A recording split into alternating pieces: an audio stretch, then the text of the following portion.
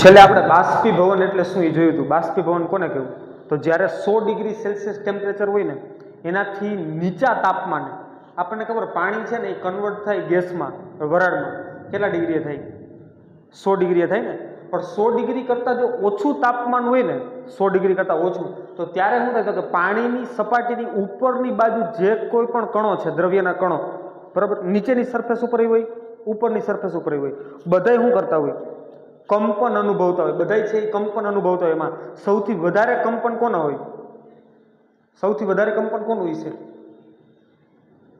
પાણીની ઉપરની સપાટીના જે કણો છે ને એનું કંપન કેવું હોય? સૌથી વધારે. એટલે આપણે છેલ્લે વાત કરી ભાઈ આ કંપન વધારે હોય, પણ બીજા જે કણો હોય ને એ એને એટ્રેક્ટ કરીને બેઠા હોય, આકર્ષિત કરતા હોય. એટલે આ કણ છે એ છટકી શકતો નથી. હવે જો એને છટકવું હોય ને તો ઉષ્માની જરૂર પડે. એટલે એ શું કરશે? વાતાવરણમાંથી ઉષ્મા લઈ અને આ બે વચ્ચેનું જે બંધન છે ને ઉષ્મા વડે શું કરી નાખશે? દૂર કરી નાખશે. જેને કારણે આ કણ છે એ વાતાવરણની અંદર છટકી જાય. જેને આપણે શું કીધું? બાષ્પીભવન. કણનું છટકવું એ લિક્વિડ ફોર્મની અંદર નહીં પરંતુ ગેસ ફોર્મની અંદર હોય. હવે આગળ જો આને કહેવાય બાષ્પીભવન. તો બાષ્પીભવન પર અસર કરતા પરિબળો કેટલા છે અને ક્યાં ક્યાં છે? તો બાષ્પીભવન પર અસર કરતા પરિબળ છે એ 4 છે.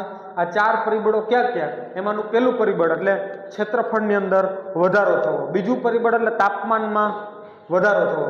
પરિબળ નંબર 3 એટલે ભેજની માત્રામાં ઘટાડો થવો. પરિબળ નંબર 4 એટલે પવનમાં વધારો થવો.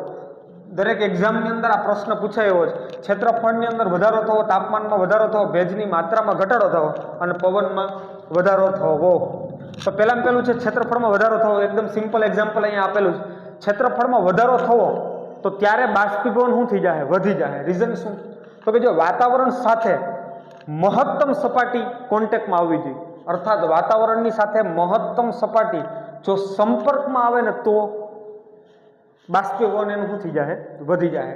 એ સિમ્પલી મેં તમને એવું કીધું ભાઈ અહીંયા એક કપ છે ને અહીંયા એક રકાબી છે. આ બેની અંદર જો ચા ભરેલી હોય તો કઈ ચા એ વહેલી ઠરી જાય?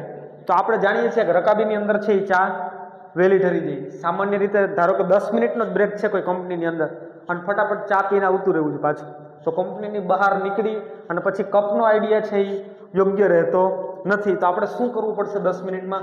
10 મિનિટમાં ફટાફટ રકાબીની અંદર ચા ભરી પી અને પછી પાછું કંપનીએ વહી જવું પડે. આ કદાચ સ્કૂલમાં પણ લાગુ પડી શકે છે. આગળ આ ક્ષેત્રફળનો વધારો હતો. બીજું છે તાપમાનની અંદર વધારો થવો. તાપમાનનો વધારો કઈ રીતના કહી શકાય? તો સૌથી વધારે બાષ્પીભવન થતું હોય તો એ ઉનાળામાં થાય. ઉનાળામાં બાષ્પીભવન વધારે થાય. રીઝન શું? ઉનાળાની અંદર તાપમાન કેવું હોય છે? વધારે હોય છે. શિયાળો અને ચોમાસું એમની અંદર તાપમાન કેવું થઈ ગયું? ઓછું તાપમાન થઈ ગયું. પણ ઉનાળાની અંદર તાપમાન કેવું થઈ જાય? તાપમાન વધી જાય. એટલા માટે ઉનાળાની અંદર આપણને બાષ્પીભવનનો દર પણ કેવો જોવા મળશે? વધારે જોવા મળશે. આગળ ત્રીજું ફેક્ટર છે ભેજની માત્રામાં ઘટાડો. ઉનાળામાં ભેજ તો હોતો નથી. સૂર્યપ્રકાશ હોય એટલે ભેજને શું કરી નાખે? મારી નાખે. ઉનાળાની અંદર શુષ્ક ઋતુ હોય ત્યાં આપણને ભેજ જોવા મળતો નથી. એટલે ઉનાળાની અંદર ભેજની માત્રામાં એકદમ ઘટાડો થયો હોય તો ત્યારે બાષ્પીભવન કેવું થઈ જાય? વધી જાય. પરંતુ ચોમાસું હોય ને ત્યારે ચોમાસાને કારણે આજુબાજુ બધું પલાળી દીધું હોય, ખેતર, રોડ, રસ્તા બધું પલળી ગયું. એનો મતલબ એવો થયો કે ત્યાં પાણીની માત્રા વધુ છે. પાણીની માત્રા વધુ છે એટલે આજુબાજુના વાતાવરણની અંદર એટમોસ્ફિયરમાં ભેજની માત્રા પણ કેવી છે? વધારે છે. તો જો વધારે ભેજ હશે તો ચોમાસા દરમિયાન બાષ્પીભવન કેવું થઈ જાય? ઘટી જાય. અને જેનું સિમ્પલ એક્ઝામ્પલ છે કે આપણે ચોમાસામાં કપડાં જલ્દી સુકાતા નથી, કારણ કે કપડાને સુકવવા માટે બાષ્પીભવન થવું પડે. અહીંયા ચોમાસા દરમિયાન બાષ્પીભવનનો દર ઘટી ગયો એટલા માટે આપણા કપડાં સુકાતા નથી, કારણ કે વાતાવરણમાં નકરો શું છે? ભેજ છે. એ ભેજની માત્રા વધુ હોવાથી બાષ્પીભવન કેવું થઈ જાય? ઓછું થઈ જાય છે. છેલ્લું ફેક્ટર છે પવનની અંદર વધારો. પવનની અંદર વધારો. તો ચોમાસાના જ એક્ઝામ્પલથી આપણે સમજી શકીએ. જો ચોમાસામાં તમારી પાસે કોઈ વિકલ્પ નથી કપડાં સૂકવવાનો તો તમારી પાસે એક વિકલ્પ છે, તમે રૂમની અંદર પંખો ચાલુ કરીને કપડાં સૂકવી શકશો. તો પંખો ચાલુ કર્યો એટલે શું આવ્યું? પવન આવ્યો. પંખાને કારણે પવન આવ્યો અને આ પવનથી જ આ કપડાં શું થઈ જશે? સુકાઈ જશે.